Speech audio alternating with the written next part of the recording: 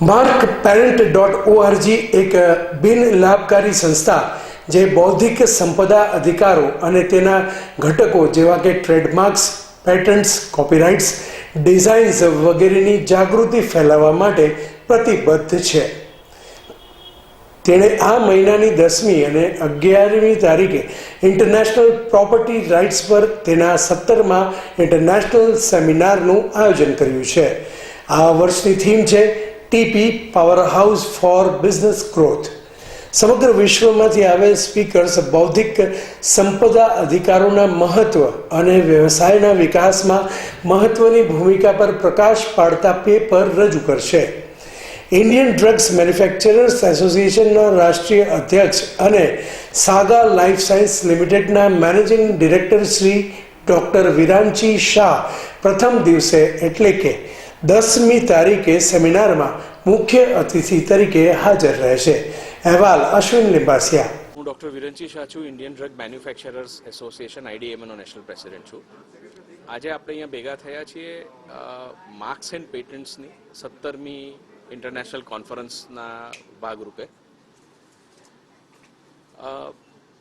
માનનીય વડાપ્રધાનજીના નેતૃત્વ હેઠળ જ્યારે ભારત એક વિકસિત રાષ્ટ્ર બનવા માટેની હરણફાળ ભરી રહ્યું છે અને જ્યારે આપણી ઇકોનોમી દુનિયામાં એક એક્ઝામ્પલ તરીકે સેટ આઉટ થઈ રહી છે, ત્યારે ઇનોવેશન એક બહુ મહત્વનો ફાળો આપશે. ઇનોવેશનથી ના કેવળ એક આપણી ઇકોનોમીને વેગ મળે, પણ એક સામાન્ય નાગરિકને ઘણા બધા ઇનોવેટિવ, કોસ્ટ ઇફેક્ટિવ પ્રોડક્ટ્સ એની પાસે આવે અને આપણી જે ક્વોલિટી ઓફ લાઈફ છે ઇમ્પ્રૂવ થાય.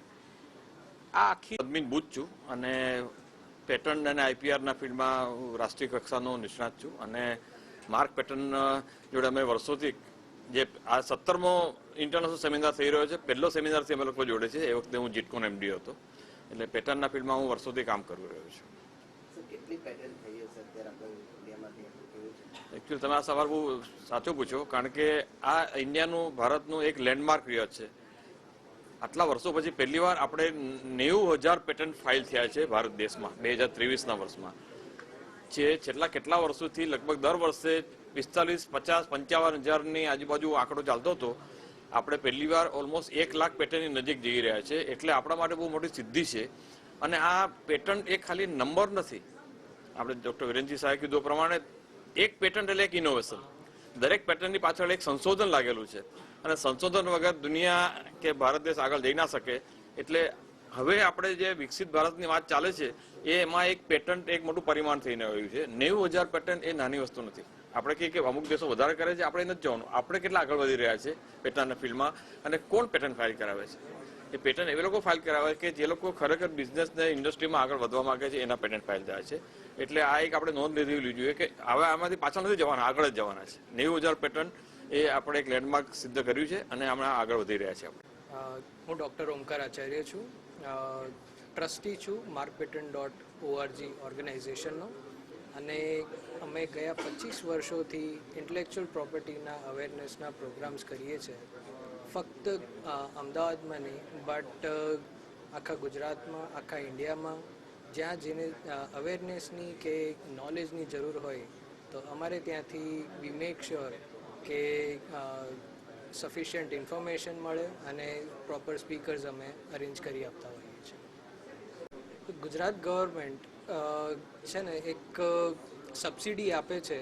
તમે જ્યારે બી પેટન્ટ ફાઇલ કરો છો તો 70% જેટલો બી એક્સપેન્સ થયો હોય, ફક્ત તમારે ગવર્મેન્ટ ફી નહીં પણ તમારે જે વકીલને આપવાની ફી હોય, ફોરેનમાં તમારે ક્યાંય બી એપ્લિકેશન કરો એના ટ્રાન્સલેશનની ફી, દરેક વસ્તુ પર તમને 70% ગવર્મેન્ટ પાછા આપે છે મની. સો એ રીતે બી સરકાર પણ ખૂબ ઈચ્છે છે કે આપણે પેટન્ટ વધારેમાં વધારે ફાઇલ થઈ શકે.